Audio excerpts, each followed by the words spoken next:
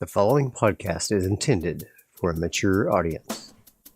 Listener discretion is advised.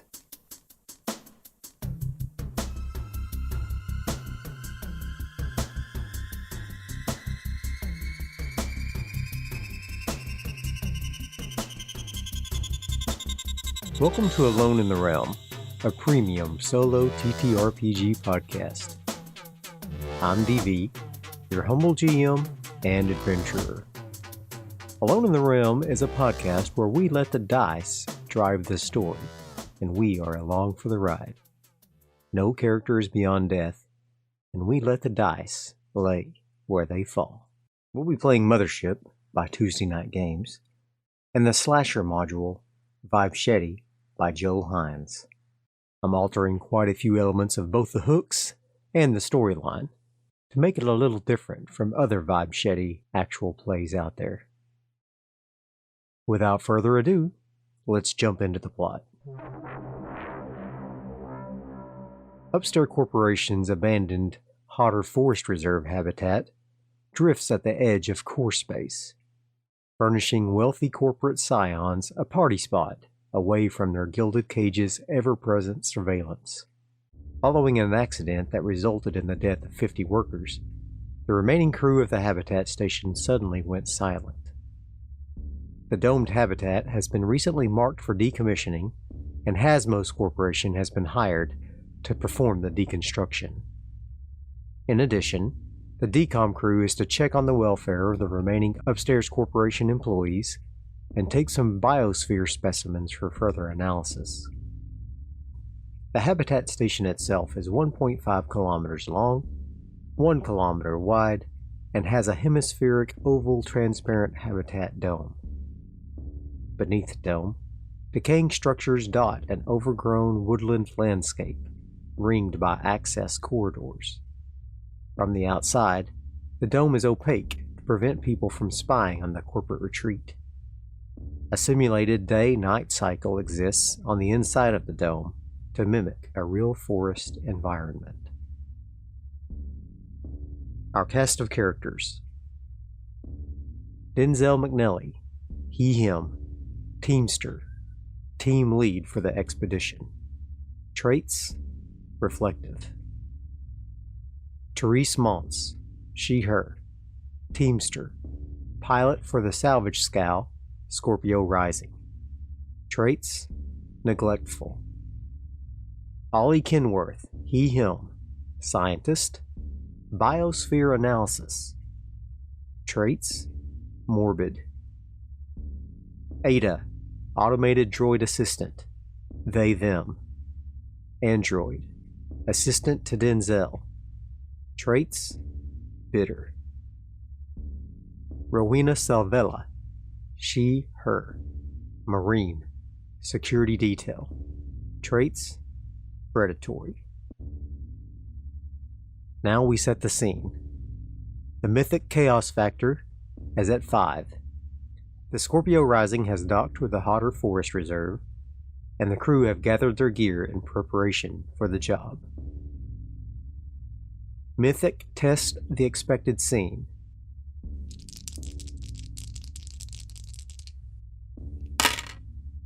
D10 equals 10 versus the chaos factor of 5.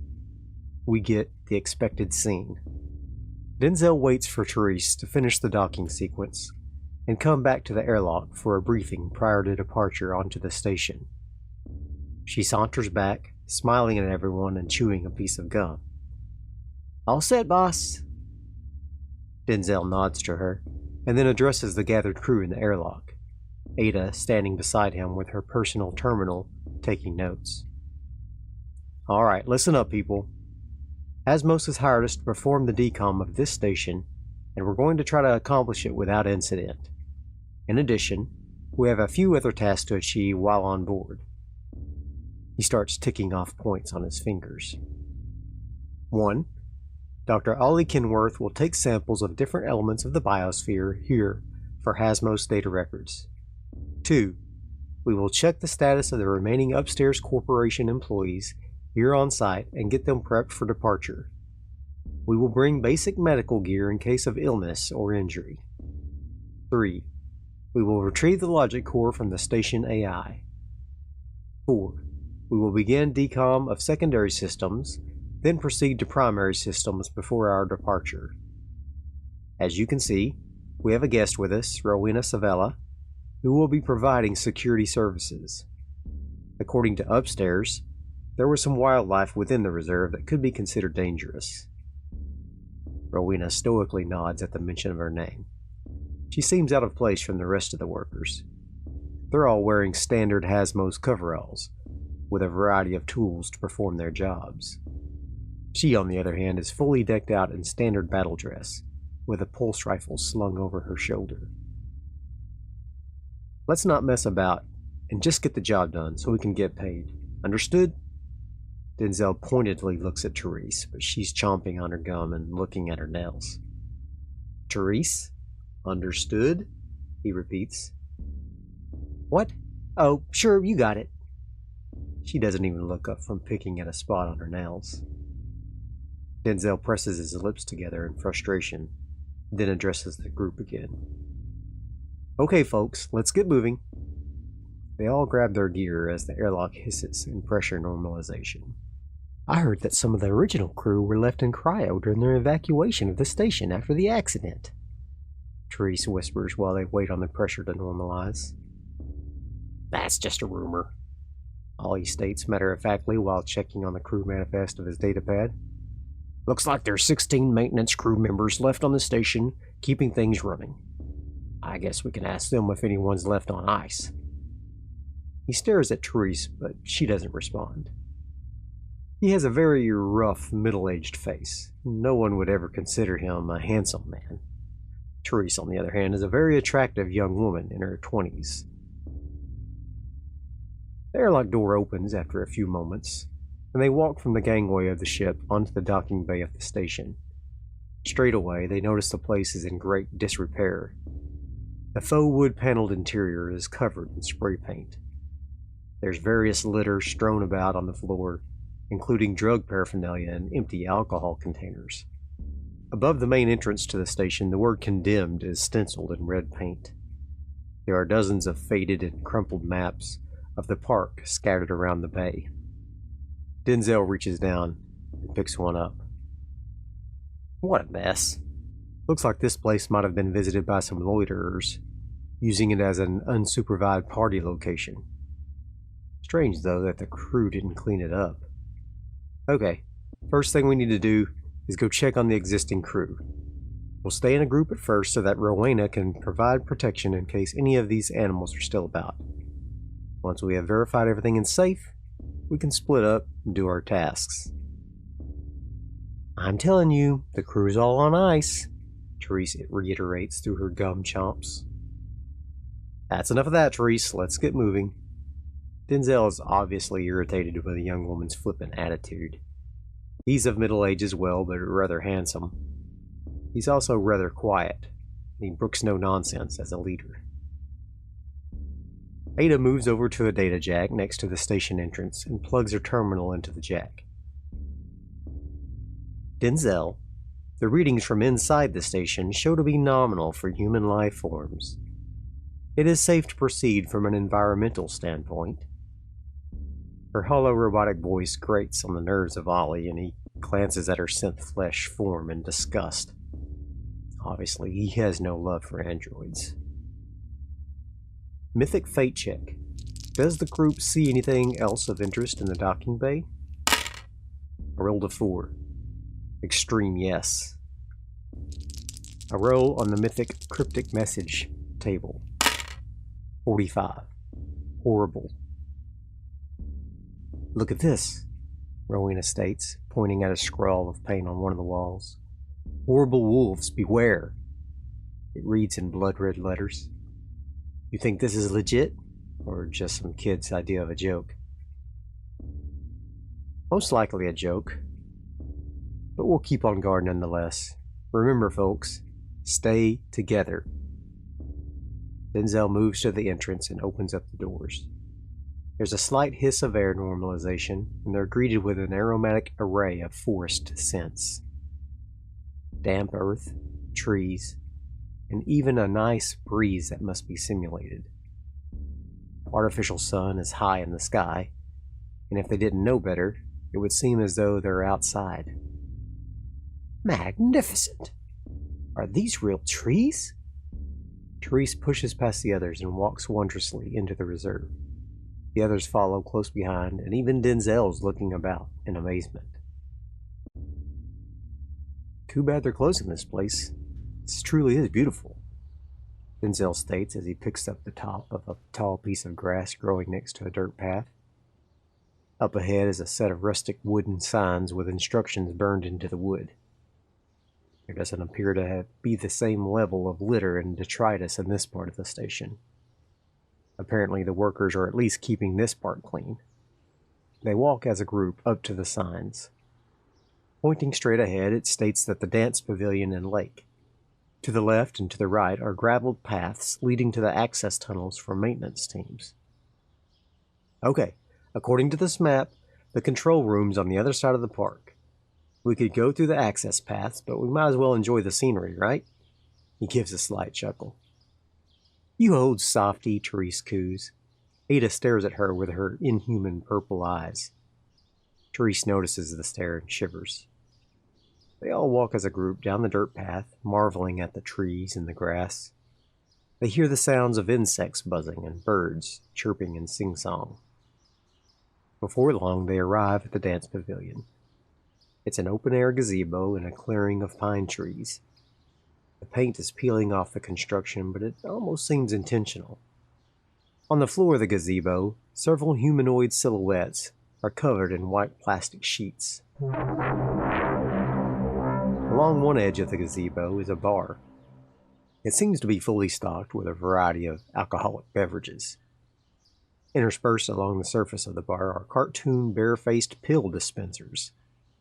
Some of the bears have happy faces, others are sleepy, and still others have a dazed spiral eye look. Wow, Therese says, and she starts poking around at the bar contents. She surreptitiously pockets a handful of a variety of the pills. Don't mess with any of that, Denzel barks. He and Ada walk among the silhouettes and peek under the sheets. It looks like these are some kind of dance bots. They probably run on some sort of routine to perform shows. Rowena has a scowl on her face as she notes Therese pocketing some of the pills. Ollie has a strange smile on his face as he notes the same thing. He walks over to Therese and says under his breath so only she can hear, I wouldn't take any of those if I were you. No telling how long they've been out here. She scowls at him and sticks out her tongue. Then she takes the gum out of her mouth and puts it under the edge of the bar. She glances toward Denzel and pops one of the pills into her mouth. Now there's a 25% chance that the pills will give her a bad trip. I rolled a 36, so she's fine. Sort of. She gets advantage on speed saves for 2d10 times 10, which equals 100 minutes.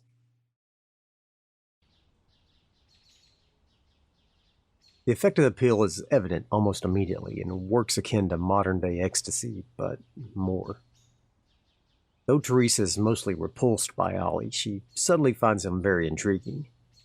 She runs her hand along the lapel of his coveralls and bites her lip. Let's go for a swim in the lake. She giggles and tugs on his arm, making for the lake that they can see shining in the sunlight nearby. Absolutely not. Therese! Therese! Get back here! Denzel angrily shouts as she runs, pulling Ollie along behind her. The doctor looks back at Denzel, shrugs, and breaks into a run after her. Damn it! Let's go get 'em! He growls, and he, Ada, and Rowena trot along behind them. By the time they arrive, Therese is already on the dock, unzipping her coveralls and laying her small class laser cutter on the ground beside her. It does 1d50 damage instead of the standard 1d100, but it can be used with one hand. She bites her lip looking at Ollie one more time, then dives into the water in her undergarments. She pops her head above the water and shouts, "Oh my stars, this water is great!" And she begins swimming out further into the lake.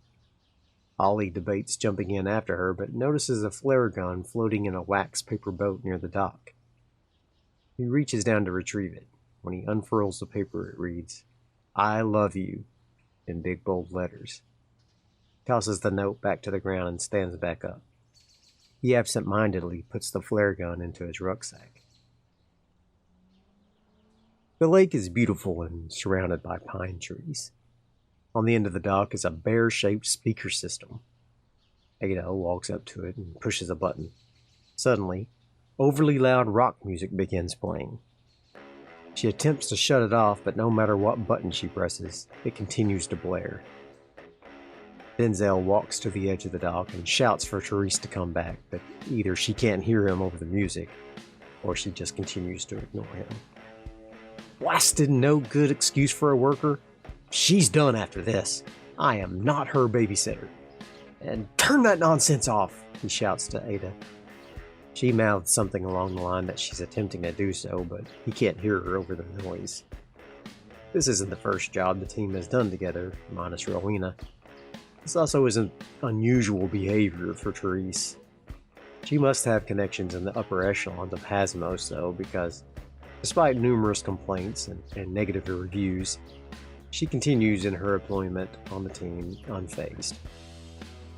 Denzel walks over to where Ollie is kneeling on the dock, taking a sample of the water into a small kit. Denzel grabs the collar of the scientist's coveralls and pulls him up to his feet. "What were you thinking back there? You know better than to encourage her." Ollie pulls Denzel's hand from his clothes and gives him a straighten. "She's going to do whatever she wants, regardless of what you say, Denzel. We might as well enjoy the ride. Look around. This place is a paradise. If we take a little longer to get the job done, who cares?" Rowena marched up just as he was saying that. "I care. I get paid by the job, not the hour. So the quicker we can get this done, the quicker I can start the next payday. Get your team under control, Denzel." And she stalked off toward the end of the dock where Ada was still messing about with the speaker. Denzel growled as he walked over to where Ada was working on the speaker. "I said turn that shit off!" Ada stepped back from his furious words and he pulled his hand welder from its holster and blasted it into the speaker. It fizzled and died immediately. The lake was eerily silent except for the gentle breeze lapping the water against the shore.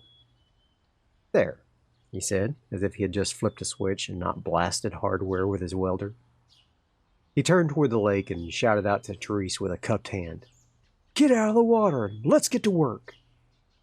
Rowena nodded her approval and took out her binoculars and scanned the rest of the lake. Therese shouted something back and began swimming toward the dock. About halfway back, she very suddenly submerged into the water.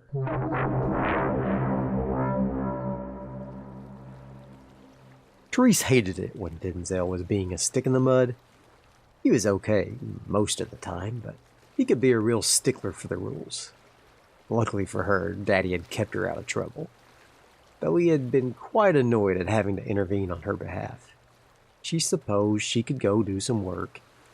She began swimming for the shore when she felt something brush against her leg. Probably a fish. Suddenly, a hand grasped her ankle in a powerful grip and pulled her underwater.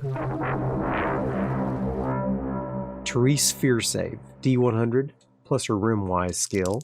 She has experience working on backwater stations.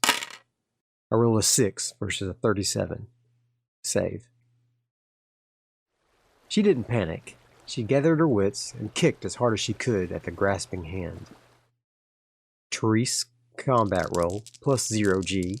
It's kind of like being underwater. I get a 43 versus a 56. Success. She does 1d5 unarmed damage. 3 damage. The creature grabbing her leg is called the Slasher. It is silent, patient, implacable. It collects human hands. It wears a vac suit that provides 7 armor, and every time the PCs enter a new location, it adds 1 to their ambush score. Then I roll a d10 as the GM. If the ambush score plus the d10 is greater than or equal to 10, then the slasher appears at that location. I secretly rolled a 13 when we entered this lake location. I wanted there to be a bit of suspense in this first encounter, so I decided to wait to disclose it until after the encounter. Here are the slasher's stats. Combat 65. The slasher's Vibechete does 40-10 damage, and they must make a body save or have a limb severed.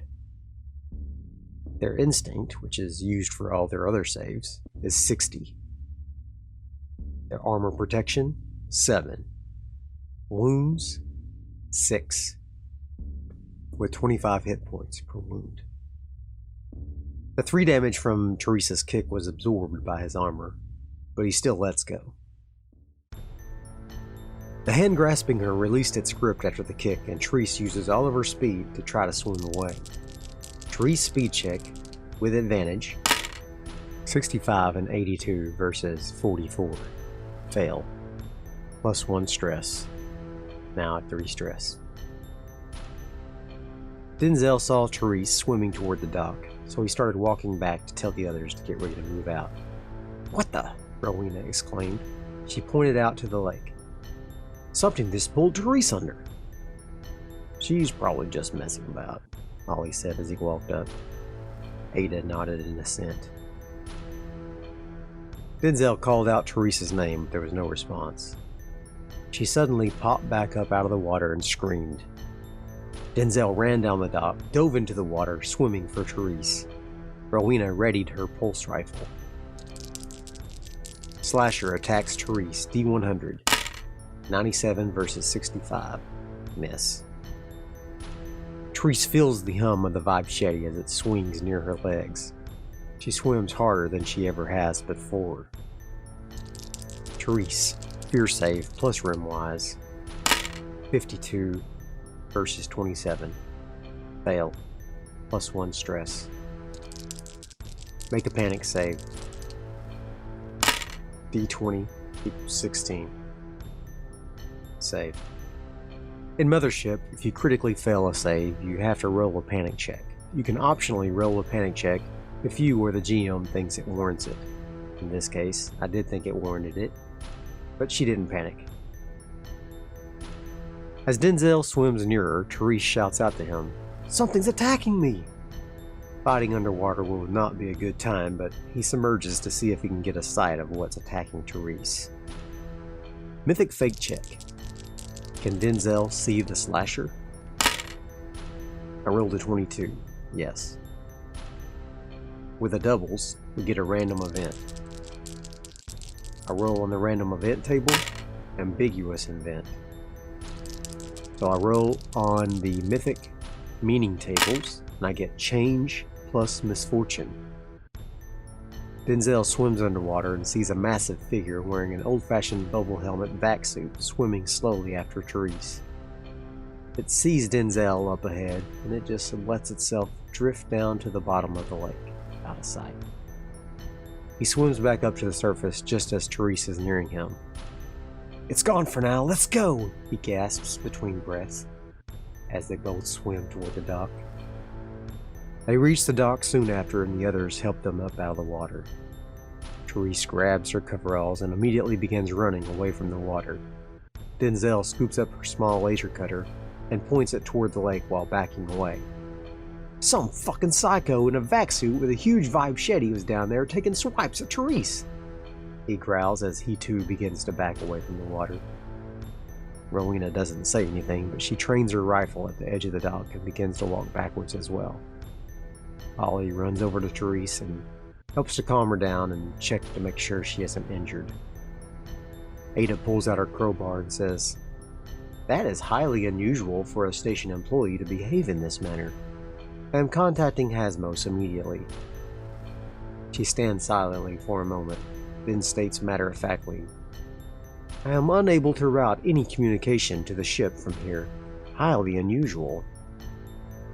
These stupid rich shits didn't want anyone spying on them from within or from outside this habitat. so long-range comms outside the dome are blocked except from the control center. Denzel growls while scanning the lakeside. Ada nods as if he was just talking about the weather. Within a moment, the bubble helmet of a vac suit emerges from the water as the thing calmly walks out of the lake.